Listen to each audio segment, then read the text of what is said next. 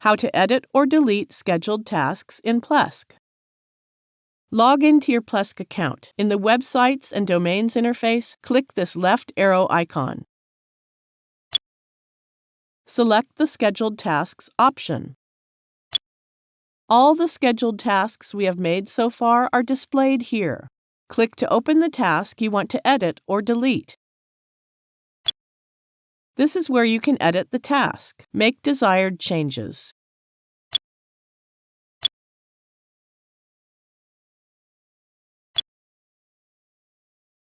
When ready, click OK. The scheduled task has been updated. Now let's delete a task. Click the checkbox to select the task you want to delete, and then click the Remove button and proceed. That's it. The selected task has been deleted. It is the end of the tutorial. Thank you for watching.